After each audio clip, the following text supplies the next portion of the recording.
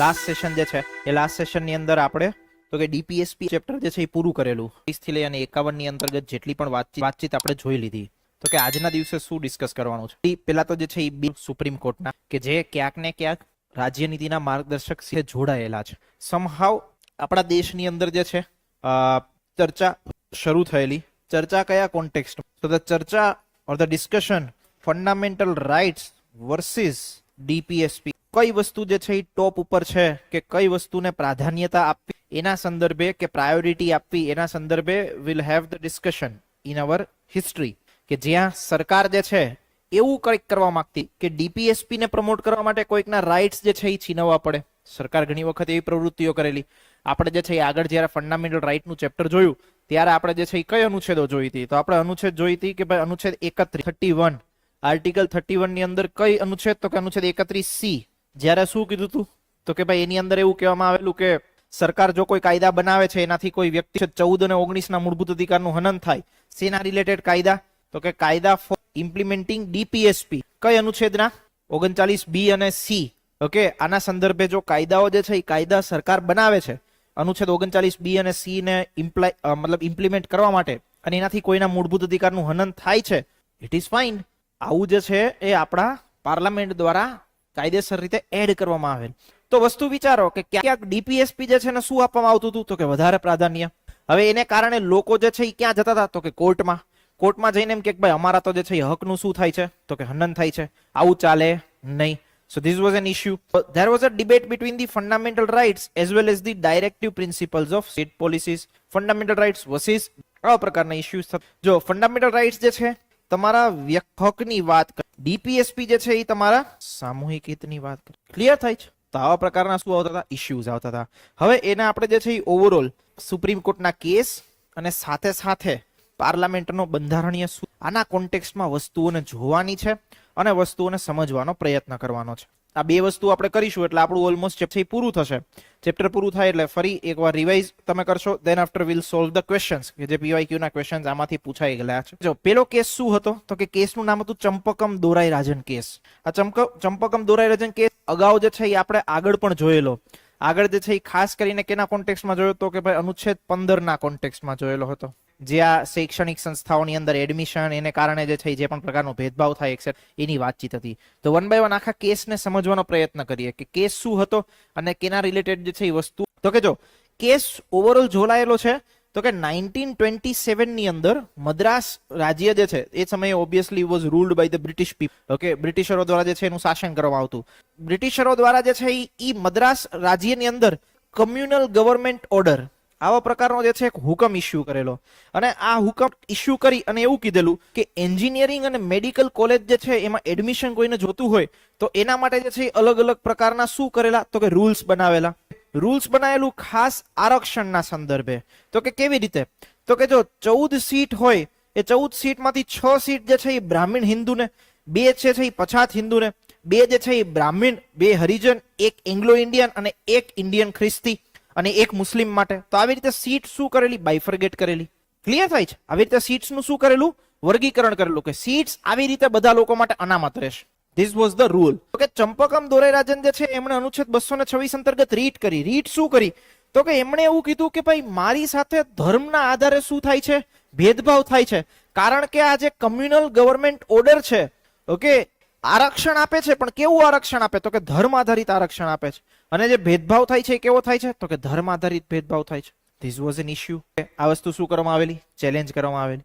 એમણે એવું કીધું કે મારા જે છે એ અનુચ્છેદ 15(1) અને 29(2). અચ્છા, 29(2) શું છે? 29(2) એવી વસ્તુ દર્શાવે છે કે કોઈની સાથે જે છે એ ધર્મના આધારે ભેદભાવ નહીં કરી શકો, ખાસ કરીને પ્રવેશ આપવા બાબતે. જો 29(2) શું દર્શાવે છે? પ્રવેશ કોઈને આ ધર્મ અન્ય ભેદભાવો વંચિત રાખવામાં આવશે. આવી વસ્તુ જે છે એ શું દર્શાવે છે? તો કે અનુચ્છેદ 29(2) દર્શાવે છે. તો ચંપકમ દોરાઈરાજને કીધું ભાઈ મારી જે છે અનુચ્છેદ 15(1) એટલે કે ભાઈ ધર્મના આધારે ભેદભાવ થયો અને અનુચ્છેદ 29(2) એટલે કે ભાઈ મને જે છે એડમિશન આપ્યું નહીં. આ વસ્તુથી શું થયું? તો કે ઉલ્લંઘન થયું. તો કે આવું ચાલે. This was he said. Okay, she said. Okay, એમણે જે છે આ વસ્તુ જે છે હાઈકોર્ટની અંદર કીધી. હાઈકોર્ટે શું આપ્યું? હાઈકોર્ટે એવું કીધું કે ભાઈ બરોબર છે, ચંપકમ દોરાઈરાજન જે છે એ સાચા છે. ઓકે, આવી રીતે તમે ધર્મના આધારે જે છે એ કોલેજની અંદર ભેદભાવ કરી શકો. This was the rule. રાજ્ય સરકાર જે છે એ રાજ્ય સરકારે તો કે હાઈકોર્ટના કેસથી કે હાઈકોર્ટના નિર્ણયથી સંતોષ ના થયા અને એને આગળ કેસ ક્યાં કર્યો તો કે સુપ્રીમ કોર્ટની અંદર કર્યો. પછી આગળ કેસ ક્યાં ચાલ્યો તો કે સુપ્રીમ કોર્ટમાં ચાલ્યો. હવે જો સુપ્રીમ કોર્ટ અંતર્ગત દલીલ શું થઈ, જે અરજી કરનાર હતા, અરજી કરનાર મતલબ કે છે શ્રીમતી ચંપકમ દોરાઈરાજન, એમણે એવું કીધું કે રાજ્ય દ્વારા ચાલતી શૈક્ષણિક સંસ્થાઓમાં એડમિશનની જે છે એ મને મનાઈ કરવામાં આવેલી, ઇટ મીન્સ કે અનુચ્છેદ 15(1) અને 29(2) નું શું છે તો કે ઉલ્લંઘન છે. સરકારે એવું કીધું. સરકારે શું દલીલ આપી? સરકારે એવું કીધું કે ભારતીય બંધારણની અનુચ્છેદ 46 છે, ખાસ કરીને 46 મતલબ ડીપીએસપી, અનુચ્છેદ 46 જે છે એના મુજબ જે છે એસસી એસટી અને અન્ય બીજા પછાત વર્ગોને જે છે એ શૈક્ષણિક હિતમાં વૃદ્ધિ થાય એ જવાબદારી જે છે એ સરકારની છે. અમે જો એમને રિઝર્વેશન આપીશું તો જ અમે જે છે એમને શોષણથી બચાવી શકીશું અને એમને જે છે અમે આગળ લાવી શકીશું. This was the point of the government. તો એમણે એવું કીધું કે ભાઈ ભલે અનુચ્છેદ 46 કાયદાકીય રીતે અમલમાં ન હોય પણ દેશના શાસન માટે શું છે, મૂળભૂત છે. આવી વસ્તુ તો ક્યાં કીધી? અનુચ્છેદ 37 માં બી કીધી. અમે જો ડીપીએસપી લાગુ કરીએ, ડીપીએસપી કે રાજ્ય નીતિના માર્ગદર્શક સિદ્ધાંતો લાગુ કરીએ અને એનાથી કોઈના મૂળભૂત અધિકારનું હનન થાય તો એ ચાલે. એને તમે એવું ના કહી શકો કે ભાઈ કોઈનો અમે મૂળભૂત અધિકાર છીનવવા માટે આવું કર્યું. ક્લિયર થાય છે? This was the arguments of the government. હવે સુપ્રીમ કોર્ટે શું નિર્ણય આપ્યો એ સમજીએ. તો હાઈકોર્ટે પણ ના પાડી હતી કે ભાઈ આવો કોઈ કમ્યુનલ ઓર્ડર ચાલે. સુપ્રીમ કોર્ટે પણ સેમ વસ્તુ કીધી કે ભાઈ આવો કમ્યુનલ ગવર્મેન્ટ ઓર્ડર જે છે બંધારણના અનુચ્છેદ 29(2) નું શું છે, હનન છે. બીજી વસ્તુ એમણે એવું કીધું કે આ જે ડીપીએસપી છે એ ફંડામેન્ટલ રાઈટ થી આવી વસ્તુ ક્લિયરલી કહી દીધી. રાઈટ, સરકાર ઈચ્છતી હતી કે ભાઈ ફંડામેન્ટલ રાઈટ થી ઉપર હોય, પણ આમણે જે છે શું કહી દીધું તો કે ફંડામેન્ટલ રાઈટ થી ઉપર નથી. સાથે સાથે બીજી વસ્તુ જો એ બી કીધું કે અનુચ્છેદ 37 મુજબ જે છે ડીપીએસપી કાયદેસર રીતે લાગુ કરવા જરૂરી નથી, પણ સામે અનુચ્છેદ 32 મુજબ મૂળભૂત અધિકારો તો શું છે, કાયદેસર રીતે લાગુ કરવા જરૂરી છે. So the conclusion is a fundamental right થી. This was the thing. Clear થાય છે? મગજમાં બેસે છે એવરીવન? કોઈ ડાઉટ, કોઈ પ્રશ્ન? એક વખત આખો કેસ સમજી લ્યો. મેઇન સ્ટોરી વોઝ કે ભાઈ કોણ વધારે પ્રાધાન્યતા ધરાવે છે, એસપી કે સરકારનો? હંમેશા સરકાર જો સરકારનો તમે એક વસ્તુની માઇન્ડસેટ સમજો. સરકારનો માઇન્ડસેટ હંમેશા એવો હોય કે માસ લોકો હોય ને ત્યાં જાય, કે ત્યાં એની વોટ બેંક હોય. એક ઇન્ડિવિજ્યુઅલનો કદાચ હક છીનવાઈ જાય તો એને ફરક ના પડે. રીઝન કે ભાઈ માસનું તો આપણે જાળવવું પડે, કારણ કે મોટા પ્રમાણમાં લોકો હોય તો ત્યાં એને વોટ દેખાય. તો એના માટે સરકાર હંમેશા એવો પોપ્યુલર ડિસિઝન લે. ક્લિયર થાય છે? એટલે સરકારે અહીંયા આવા પોપ્યુલર ડિસિઝન શું કામ લીધા તો કે ભાઈ અમે એટલા માટે લઈએ છીએ કારણ કે અમારે તો લોકોના ડીપીએસપી વિશે વિચારવાનું, અને જો લોકોના ડીપીએસપી વિશે અમે વિચારીએ અને એનાથી કોઈના મૂળભૂત અધિકારનું હનન થાય તો એ કઈ તો થાય. That was the thought of the government. કોર્ટે ના પાડી. એ કેવું ચાલે? તમે જે છે ડીપીએસપી ને લાગુ કરો અને ફંડામેન્ટલ રાઈટ કોકના છીનવી લો હક, ધેટ ઇઝ નોટ અ. આવી વસ્તુ જે છે એ કોર્ટે કેમાં કીધી? ચંપકમ દોરાઈરાજન કેસમાં. એક વખત આખો કેસ જોઈ લો, આફ્ટર આગળ વધીએ. ઓનલાઈન વિદ્યાર્થીઓ પણ આખો કેસ જોઈ લે, એના આફ્ટર આગળ વધીએ. ક્રક્સ ઓફ ધ સ્ટોરી સમજ. Crux of the story is like કે અગેન ડીપીએસપી કાયદેસર રીતે લાગુ કરવાથી લોકોના શેનું હનન થાય. તો આના પછી એક ફંડામેન્ટલ ડ્યુટીનું ચેપ્ટર છે, બસ એમાં થોડા કોન્સેપ્ટ. આફ્ટર બધી વસ્તુ ઓલમોસ્ટ ફેક્ટ રિલેટેડ હશે, કારણ કે ફંડામેન્ટલ ડ્યુટીઝ જેવું પૂરું થશે એવું શરૂ થશે તમારું પ્રેસિડેન્ટનું ચેપ્ટર. પછી president, prime minister, council of minister, CM, governor, આ બધી વસ્તુઓની ચર્ચા થશે. તો વન બાય વન એ વસ્તુ 15th જુલાઈથી will start some new sub, may be saying you 15th or 20th છે ત્યારે એવો પ્રયત્ન કરીએ કે another new subject after you have a long from my session. Almost વાંચો ભાઈ. ઓનલાઈન વિદ્યાર્થીઓ કોઈને બી કઈ doubt? Anyone is having any doubt? Please feel free to approach. આગળ વધીએ, બીજી ચર્ચા કરીએ. જો એના પછી જે અલગ અલગ પ્રકારના કોન્સ્ટિટ્યુશનલ અમેન્ડમેન્ટ્સ થયા, 24મો બંધારણની સુધારો આપણે બધા એનાથી પરીએ. શું થયું તો કે અનુચ્છેદ 13(4) જોડવામાં આવ્યો. 13(4) ના માધ્યમથી એવું કીધું કે ભાઈ અમે જે છે કોઈ પણ પ્રકારનો બંધારણીય સુધારો કરશું તો એ અનુચ્છેદ 13(3) મુજબ શું નહીં ગણાય? કાયદો નહીં ગણાય. કેમાં કીધી? 24મા બંધારણીય સુધારામાં. પછી આવ્યો તો 25મો બંધારણીય સુધારો. શું જોડ્યું હતું? અનુચ્છેદ 31C. ક્લિયર થાય છે બેન? શું લખેલું હતું અનુચ્છેદ 31C માં? શું લખેલું હતું? What was mention in the article 31C? 39B અને C શું? મતલબ આ જ રીતે હું ભણાવું તો કેવી મજા આવે. અરે ઓલું 39B અને C જોઈ લેજો ને, એમાં જે લખ્યું. ऐसा थोड़ी होता है. Tell me the exact what was the information in Article 31C. What was the information in Article 31C? It is written on your board. You are not answering. સામે લખ્યું છે આ બધું. આ તમે જે છે એ જોઈને વાંચીને મને સંભળાવો. શું જોઈને તો વાંચો એટલીસ્ટ. હા વાંચો, મતલબ લાઉડલી વાંચો. અનુચ્છેદ લખ્યું છે, અનુચ્છેદે લખ્યું. What is the meaning of this? શું મતલબ થાય? આ વસ્તુ જે લખી છે એનો મતલબ શું થશે? કોણ કે છે? Who will tell? Please raise your hand. હા તમે. એમને બોલ્યા એ સમજાવો. આઈ જસ્ટ વોન્ટ કે તમે એક્સપ્રેસ કરો. જે વસ્તુ જાણો છો એ વસ્તુને એક્સપ્રેસ કરવું B it is much necessary. ખબર જ છે તો બોલી દો શું છે. એમણે જે કીધું એ વસ્તુ ખબર પડી તમને કે ના પડી? મેં સમજાવ્યું તું એ ખબર પડી હતી? સિમ્પલી તો इतना कहाँ इसमें टफ है कुछ? તમે બોલો બેન, તમે કરો સમજ में મગજમાં બેઠું કે નહીં બેઠું? હજી બી ના બેઠું હોય તો પણ કહી દો, કાં તો આ પાડો કાં તો ના પાડો, બે જ ઓપ્શન. તમે બોલો. તમને એવું લાગતું હશે આ કેમ ટાઈમ પાસ કરે છે આવી બધી વસ્તુ? થતું હશે ને એક ને એક વસ્તુ 4 વિદ્યાર્થીઓ પાસે બોલાઈને મતલબ શું? ધ થિંગ ઇઝ ધેટ ઘણી વખત વસ્તુઓ કેવી આપણને ખબર હોય પણ તમે એક્સપ્રેસ જ ના કરતા હોય, ક્લેરિટી જ ના હોય તમારા માઇન્ડમાં, તો વસ્તુ જોવા ખાતર જોઈ લઈએ કે ચલો આવું હશે, પણ પછી આગળ જતા તો કે દાંડી ડૂલ થાય એવું આપણે કરવું. મને તો ખબર હોય જોઈએ કે જે વસ્તુ હું તમને કહું છું એ તમારા સુધી પહોંચે છે કે નહીં. પેન જોઈને વાંચતા થોડું અટેન્શન વાળી વસ્તુ જુઓ અને એક્સપ્રેસ કરો. જે વસ્તુ જાણો જ છો જ છે કે આ વસ્તુ છે, એવું તો નહીં કે ભાઈ તમે ના જાણતા હોય, બટ થોડું એક્સપ્રેસ કરો તો એટલીસ્ટ આઈડિયા આવે, થોડું ક્લેરિટી ઓફ થોટ તમારા માઇન્ડમાં બી આવે, ક્લિયર થાય છે. તમે કોક દી પોતાની જાતને ભણાવજો કે આને આવું કહેવાય, આને આવું કહેવાય, આને આવું કહેવાય, એટલે વધારે જ અલગ પ્રકારની ક્લેરિટી આવશે. રીઝન ઇઝ આપણે જ્યારે વાંચતા હોય ત્યારે તો આપણે વાંચવા ખાતર વાંચી લઈએ, પણ જ્યારે આપણી જાતને સમજાવીએ ત્યારે બધી વસ્તુ ઉપર ધ્યાન રહે કે આવું છે તો શું કામ છે ભાઈ. આપણી જાત જ આપણને પ્રશ્ન પૂછે. વાંચતા હોય એવું કહેતા હોય અનુચ્છેદ 39B અને C ના જે ડીપીએસપી એને લાગુ કરવામાં આવે જો 14 અને 19 નું ઉલ્લંઘન થાય તો એ ઉલ્લંઘન ગણાશે નહીં. તો આપણી જાત પેલો પ્રશ્ન એવો પૂછે અનુચ્છેદ 39B અને C છે શું? તો પછી આપણે ત્યાં જોવા જઈએ કે અચ્છા આ છે. ક્લિયર થાય? તો એ વસ્તુ બહુ જરૂરી છે, પોતાની જાતને જે છે એ વસ્તુ સમજાવો. તો આ વસ્તુ થઈ ગઈ છે. એક વસ્તુ હતી 24મો બંધારણીય સુધારો, એક હતો 25મો બંધારણીય સુધારો, કે જ્યાં શું હતી તો કે મેટર એવી હતી કે જેમાં ડીપીએસપી લાગુ કરવા માટે પ્રયત્નો કર્યા અને સાથે ફંડામેન્ટલ રાઇટ્સનું હનન થાય તો ચાલશે એવું જે છે એ પાર્લામેન્ટે પ્રયત્ન કર્યો. હવે જો એના પછી એક 42મો બંધારણીય સુધારો, બહુ જ ઇમ્પોર્ટન્ટ વસ્તુ શું છે 42મો બંધારણીય સુધારામાં, એને આપણે સમજવાનો પ્રયત્ન કરીએ. તો કે જો આપણે જ્યારે આગળની વાતચીત જેમ કે 25th કોન્સ્ટિટ્યુશનલ અમેન્ડમેન્ટ એક્ટ 1971, અચ્છા આમાં શું કીધું હતું તો કે આમાં જેમ હમણાં આપણે વાત કરી એમ કે અનુચ્છેદ 31C છે. હવે 31C માં શું હતું તો કે ભાઈ તમારી અનુચ્છેદ 39B એન્ડ 39C આ બે વસ્તુની વાતચીત હતી, હા કે ના? આજ બે ડીપીએસપી ની વાત હતી ને, આજ બે ડીપીએસપી તમે લાગુ કરો તો તમારા મૂળભૂત અધિકારનું હનન થાય તોય ચાલે. પાર્લામેન્ટ એનાથી એક સ્ટેપ બહુ જ મોટી છલાંગ મારી. તો કે ભાઈ 42મા બંધારણીય સુધારામાં એવું કીધું, અનુચ્છેદ આ 31C માં સુધારો કર્યો અને એવું કીધું કે 39B અને C જ નહીં કોઈ પણ રાજ્ય નીતિના માર્ગદર્શક સિદ્ધાંતોને અમે લાગુ કરીએ તો એને તમે ન્યાયતંત્રમાં નહીં પડકારી શકો. This was the statement, this was the changes.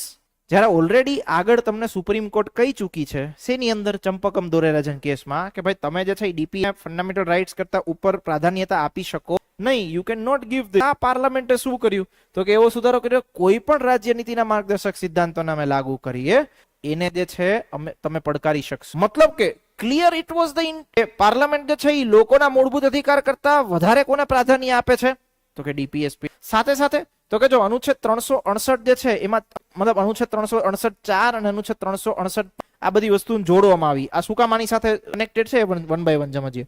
અનુચ્છેદ 368(4) માં એવું કીધું કોઈ પણ બંધારણીય સુધારાને જે થઈ કોઈ પણ ન્યાયાલયમાં કોઈ પણ આધારે પડકારી શકશો નહીં. મતલબ શું થયું તો કે આ ક્લિયરલી છીનવે છે શું? ન્યાયિક સમીક્ષા. અને અનુચ્છેદ 368(5) એવું કહે છે બંધારણમાં સુધારો કરવાની સંસદની સત્તા ઉપર કોઈ જ નિયંત્રણ નથી. સંસદે જેટલું કરવું હોય સુધારો એ કરી શકે, પોતાની રીતે મન ફાવે વસ્તુ કરી શકે. આવા બધા પ્રકારના મેકેનિઝમ જે છે એ સંસદે પોતાના માટે શું કર્યા તો કે અપનાવ્યા. આ વસ્તુ એવું કે છે કે ન્યાયતંત્રની તમે શું છીનવો છો. ઓલરેડી જ્યારે તમારો આગળ કેસ આવી ચુક્યો Keshavananda Bharati, okay, Keshavananda Bharati was the case in the year of 1973 અને એમાં કીધું હતું તો કે ભાઈ 24/1903 આના પછીના મતલબ કાયદા છે સરકારના, એ જો 9મી અનુસૂચિમાં હશે તોય અમે એની શું કરી શકશું? ન્યાયિક સમીક્ષા. ન્યાયિક સમીક્ષાને તમે છીનવી શકો. This was the order.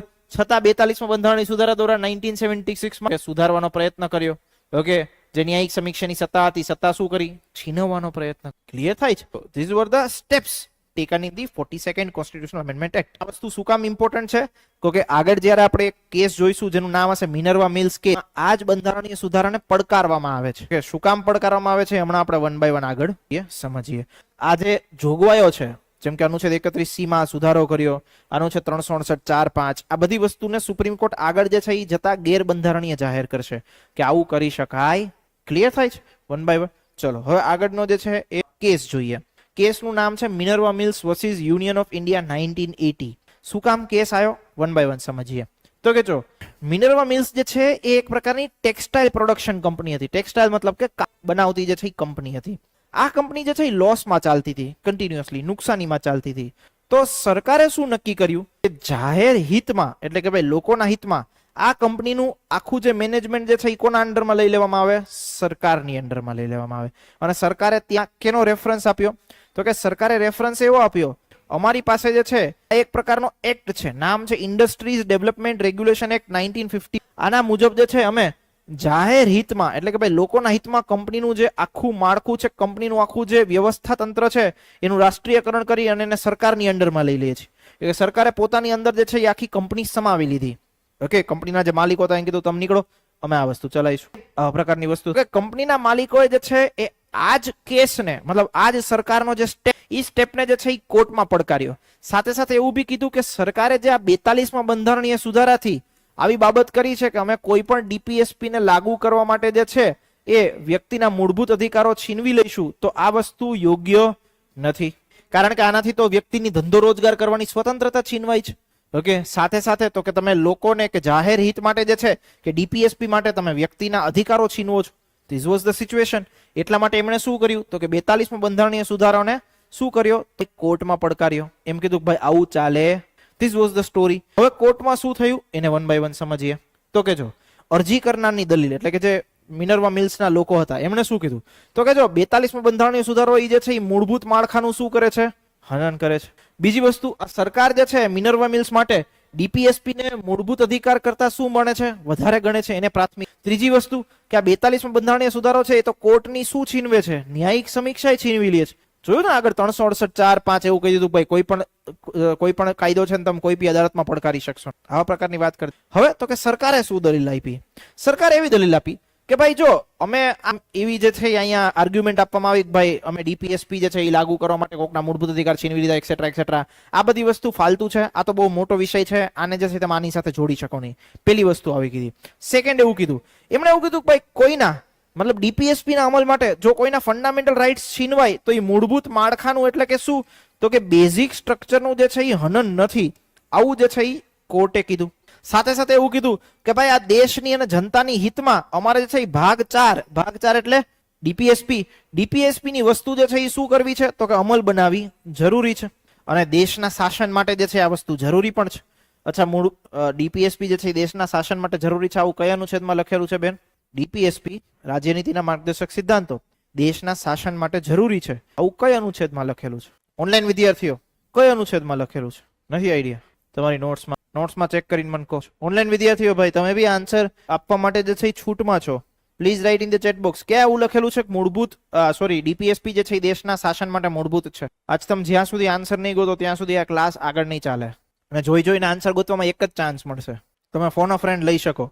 તમારા કોઈ ફ્રેન્ડની મદદ લેવી હોય તો 37. It's mention in article 37. Article 37 એવું કહે છે કે ભાઈ દેશના શાસન માટે શું છે તો કે મૂળભૂત છે. સાથે સાથે એમણે એવું કીધું કે ભાઈ જો અમારે લોકોને સામાજિક, આર્થિક અને રાજકીય ન્યાય અપાવવો હોય તો અમારે ડીપીએસપી ને અમલ બનાવવા પડશે. અમારે જે છે ડીપીએસપી ને અમલ કરવા પડશે. This was the argument of the government. Okay, કોર્ટે જો શું ડિસિઝન આપ્યો વન બાય વન જોઈએ. સુપ્રીમ કોર્ટે એવું કીધું કે આનું છે 368(4)(5) પહેલા તો ગેરબંધારણીય છે. કારણ કે એનાથી તમે શું છીનવી લો છો તો કે ન્યાયિક સમીક્ષાની છીનવી લો છો. ઓકે, ન્યાયિક સમીક્ષા છીનવવામાં આવે છે એટલે આ વસ્તુ શું છે તો કે ગેરબંધારણીય. બે વસ્તુ આ કીધી. સાથે સાથે એ બી કહી દીધું ન્યાયિક સમીક્ષા શું છે તો કે મૂળ સંરચનાનો ભાગ એટલે કે બેઝિક સ્ટ્રક્ચર. બીજી વસ્તુ એમણે એવું કીધું કે બંધારણીય સુધારાઓ જો સંપૂર્ણ ન્યાયિક સમીક્ષાથી તમે બહાર રાખો, જેવું 368(4)(5) કીધું હતું, તેમણે એવું કીધું તો મૂળભૂત અધિકારનું અમારે રક્ષણ કેમ કરવું? તમે કાલ સવારે શું કહે સુધારો કરીને કોકનો જીવન જીવવાનો હક છીનવી લો અને તમે એમ કહો ભાઈ અમારે કોર્ટ પાસે નહીં જવાનું, તો આ તો લોકોના મૂળભૂત અધિકારનું રક્ષણ કેમ થશે જો તમે ન્યાયિક સમીક્ષા છીનવી લો છો તો? પેલી વસ્તુ આ કીધી. કોર્ટે માન્યું વાત સાચી કે ડીપીએસપી શાસનમાં મૂળભૂત છે, પણ એમણે એવું કીધું કે ભાઈ દેશની અંદર જો સામાજિક ક્રાંતિ એટલે કે સોશિયલ રિવોલ્યુશન લાવવું હોય તો ભાગ 3 અને 4 બે એક સાથે જરૂરી છે. અને એ પણ કીધું ભાગ 3 અને 4 જે છે એક જ રથના બે પૈડા છે એટલે બંને વચ્ચે શું હોવું જોઈએ? સંતુલન હોવું જોઈએ. એટલે એમણે એવું કીધું કે કોઈ પણ મૂળભૂત અધિકારને તમે ડીપીએસપી કરતા પ્રાધાન્યતા આપો કે ડીપીએસપી ને મૂળભૂત અધિકાર કરતા પ્રાધાન્યતા આપો, બંને વસ્તુ યોગ્ય. ઓકે, એટલે એમણે એવું કીધું બંને વચ્ચે શું હોવું જોઈએ? બેલેન્સ હોવું જોઈએ. ઓકે, મતલબ કે મિનર્વા મિલ્સ કેસમાં સુપ્રીમ કોર્ટે ન્યુટ્રલ સ્ટેન્ડ લીધું. કેવું સ્ટેન્ડ તો કે ભાઈ બંને જરૂરી છે. તમે એમ કહી દો કે ભાઈ ડીપીએસપી જેમ લાગુ કરીએ ફંડામેન્ટલ રાઇટ્સ કરતા તો that is not the clear થાય છે. તો તો કન્ક્લુઝન ઓફ ધી સ્ટોરી ખાલી એટલી જ યાદ રાખવાની જે પરીક્ષામાં તમને પૂછાશે કે મિનર્વા મિલ્સ કેસમાં શું થયું. તો કે મિનર્વા મિલ્સ કેસમાં એવું કીધું કે ફંડામેન્ટલ રાઇટ્સ અને રાજ્યનીતિના માર્ગદર્શક સિદ્ધાંતો બંને વચ્ચે સંતુલન હોવું જરૂરી. કે કોઈ બી એકબીજા ઉપર તમે પ્રાધાન્યતા આપો તો કઈક ને કઈક વસ્તુ શું થશે, મગજમાં બેઠું. કોઈ વિદ્યાર્થીઓને કઈ બી ડાઉટ? અહીંયા તમારું આ ચેપ્ટર જે છે એ ડીપીએસપી નું પૂરું થાય. With this positive note we are clearly concluding this chapter. એક વખત બધી જ અનુચ્છેદ જે છે ક્વિક 1 by 1 નજર નાખી લો. રીઝન ઇઝ ધેન આફ્ટર આપણે જે છે એ અગાઉની પરીક્ષામાં પૂછાયેલા આ જ ટોપિકમાંથી પ્રશ્નો જે છે એની ચર્ચા કરીએ. Will do it 1 by 1 together. But એક વખત ઝડપથી જે છે એ શું કરી લો, નજર નાખી દો. ઓનલાઈન વિદ્યાર્થીઓ પણ એક વખત શાંતિથી જોઈ લે. Then after we are going to solve all the questions together. ચલો last 1 minute. All the online students last 1 minute. ચલો ડન એવરીવન, આગળ વધીએ. 1 by 1 જે છે એ ક્વેશ્ચન્સ તમારે જ સોલ્વ કરવાના છે. ઓકે, અને તમે જે છે એના જવાબ આપશો. સો ધ ફર્સ્ટ ક્વેશ્ચન ઇઝ રાજ્યનીતિના માર્ગદર્શક સિદ્ધાંતો ખાલી જગ્યા, મતલબ ત્યાં ખાલી જગ્યા હતી, સિદ્ધાંતો ખાલી જગ્યા પર જે છે એ નિયંત્રણ લાદે છે. ધારાકીય કાર્યો, કારોબારી કાર્યો એ અને બી બંને એ અને બી માંથી કોઈ. You have time of 30 seconds. Answer this. 30 સેકન્ડનો સમય છે અને હું જેને પૂછી તે જ આન્સર આપશે. ચલો લાસ્ટ 5 સેકન્ડ્સ. યસ ભાઈ, હું પછી સોલ્વ કરાવું, મતલબ પેલા ક્વેશ્ચન્સ બધાના આન્સર લઈ લો. પેલી વખત સી અને ડી બંને આન્સર આવ્યા. બાજુમાં કારોબારી કાર્યો એ. કેટલા લોકો સી સાથે છે? Please rays your hand. 3 લોકો. કેટલા લોકો ડી સાથે છે? Please rays your hand. So in democracy majority wins. પેલી વસ્તુ એ સમજો, કારણ શું એ વસ્તુ સમજીએ.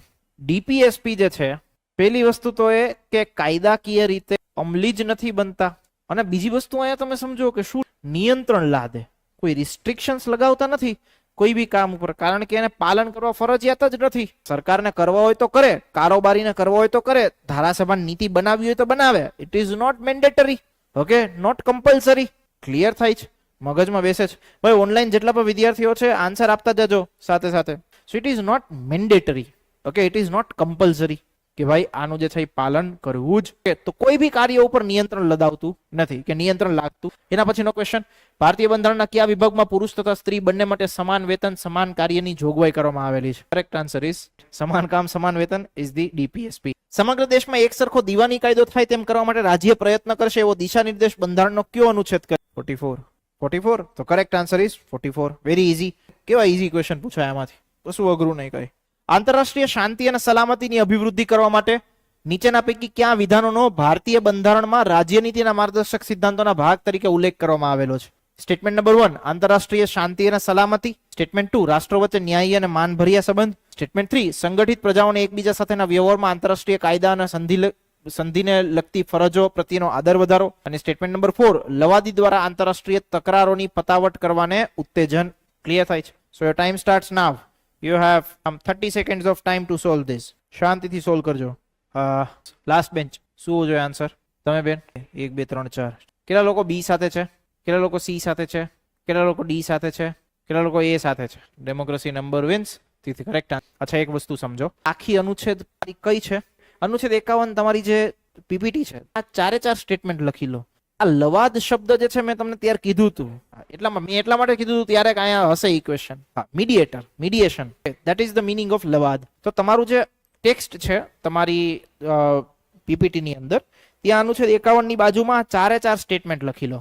ઓકે, આ 4 સ્ટેટમેન્ટ આખી અનુચ્છેદ 51 જ દર્શાવે છે. આપણે ત્યાં main crux of the meaning લખ્યો છે પીપીટી ની અંદર. આ એની ડિટેલ્ડ ઇન્ફોર્મેશન છે. So please write down there.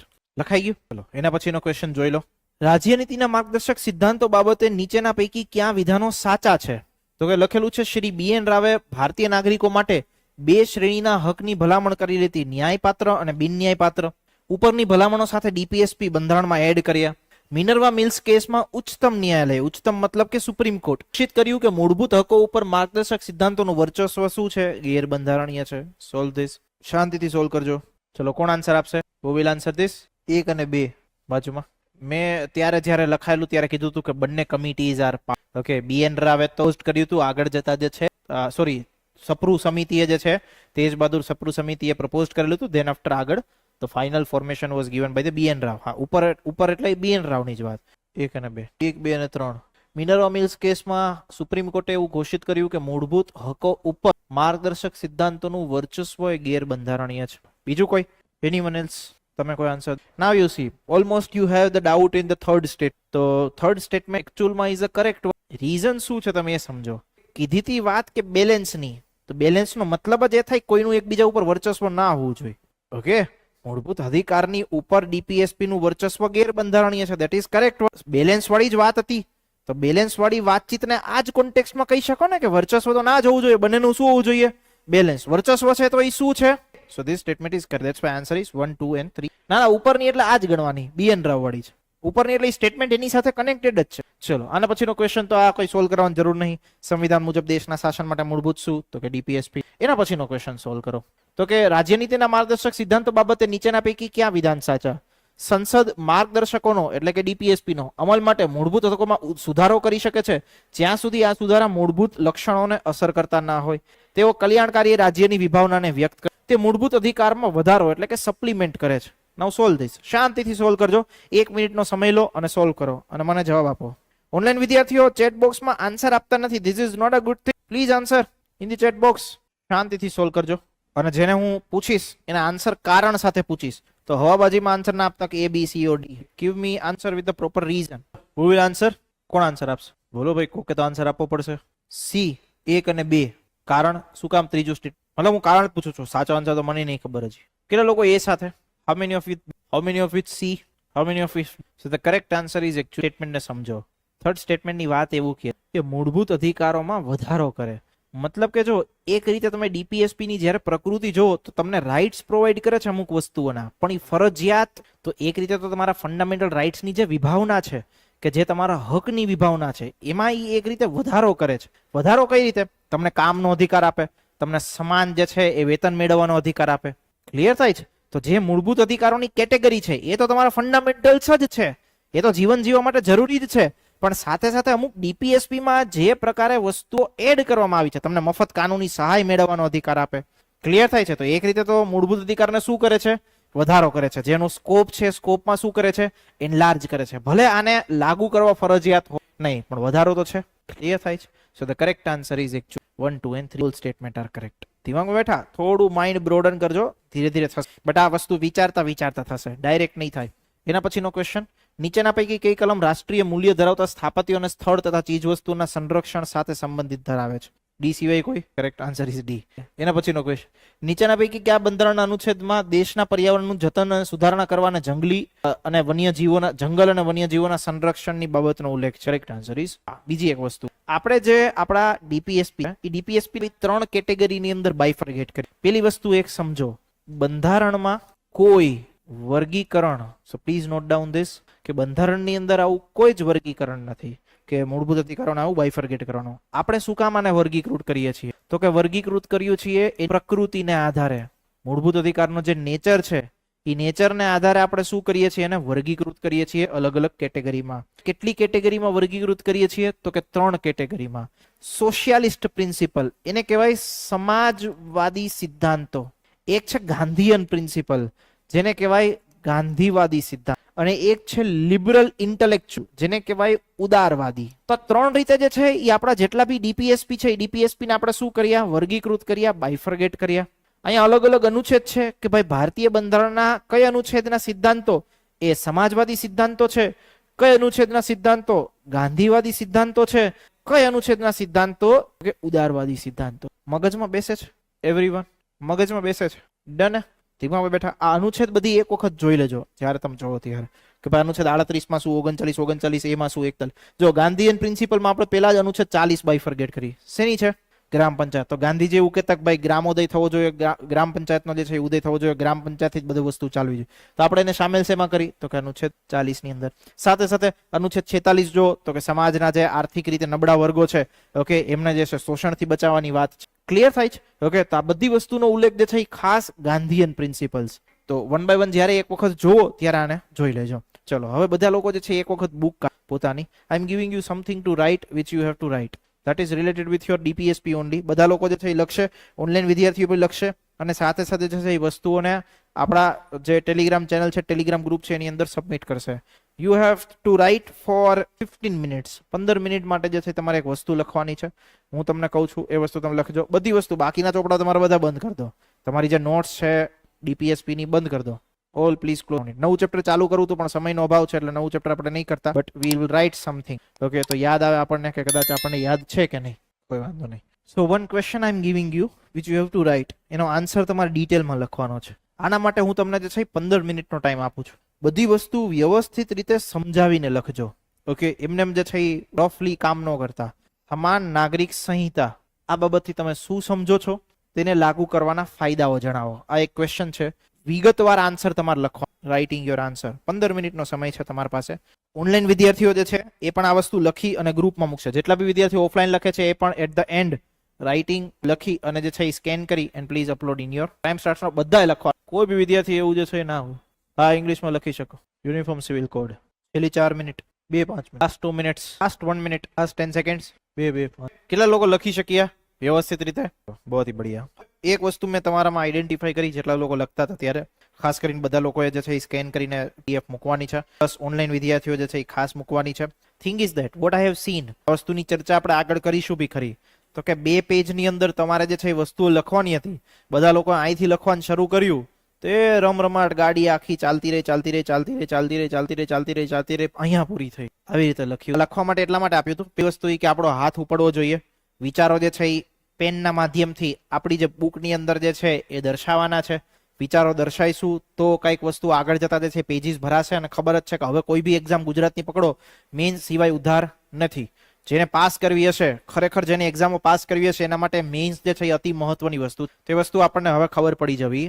તો આ વસ્તુ ખાસ ધ્યાન રાખવાની. બીજી વસ્તુ આગળ જતા જ્યારે ચર્ચા કરીશું તો કે આમાં 2 વસ્તુ લખવાની હતી. એક તો કે તમારે અનુચ્છેદ 44 ની અંદર જે ઉલ્લેખ છે તમારી સમાન નાગરિક સંહિતાનો, એનો એક મિનિંગ સમજાવવાનો હતો. અને સાથે સાથે તો કે લાગુ કરીએ તો એના ફાયદાઓ શું થાય એને લિસ્ટ ડાઉન કરવાના હતા. તો આન્સર જે છે એ અગેન આન્સરના 3 પાર્ટ હોય. આપણે આગળ જતા વસ્તુ સમજીશું. એ કોઈ ઇન્ટ્રોડક્શન, એ કોઈ બોડી પાર્ટ, એ કોઈ કન્ક્લુઝન.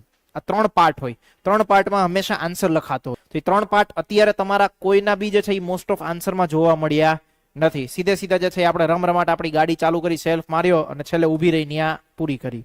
આવા પ્રકારની વસ્તુ છે. આગળ જતા એ વસ્તુ શીખીશું અને અત્યારથી શીખીશું. અત્યારથી હાથ ચાલતો હશે તો તમે જે તૈયારી કરવા વાળા બહુ જ મોટા પ્રમાણમાં વિદ્યાર્થીઓ છે એનાથી ઘણા આગળ હશો. જો આ વસ્તુ અત્યારથી લખશી અને આનો સેશન જે છે એ કન્ટિન્યુઅસલી 1 બાય 1 રાખતા રહીશું, વસ્તુઓ લખતા રહીશું અને એને જે છે એ સમજતા. તો અહીંયા સુધી જે છે એ આપણો આજનો સેશન રાખીશું. ફરી પાછા મળીશું. જેને લેક્ચરમાં બેસવું હોય બેસી શકે. આગળ બંધારણનો જ લેક્ચર છે પણ મુખ્ય પરીક્ષાના સંદર્ભે લેક્ચર. જેમની ઈચ્છા હોય એ બેસી શકે. ભૂખ ના લાગી હોય, માઇન્ડ ફ્રેશ હોય, then you can attend. Brainstorming session હશે જે બધી વસ્તુઓ ચર્ચાઓના માધ્યમથી અમે શીખીએ, મતલબ વિદ્યાર્થીઓ શીખે છે. ઓકે, કે જેમાં ડાયરેક્ટ આપણે આ બધી વસ્તુ તો એમાં થઈ ચૂકી છે. હવે એને જે છે ડાયરેક્ટ એટલે તમારામાં બી થઈ ચૂકી છે એવું જ વસ્તુ આજે ભણાઈશું. કે જેમાં આમુખ આ તે બધી વસ્તુ મેઇન્સના પરસ્પેક્ટિવ પૂછાય તો કેવી રીતે લખવા, that we are going to discuss. તો જેમને બેસવું હોય એ બેસી શકે, જેમને જવું હોય પોતાની ઈચ્છા શક્તિ. ચલો અહીંયા સુધી લેક્ચર રાખીએ. ફરી પાછા મળીશું. Till that have a good time. Bye by.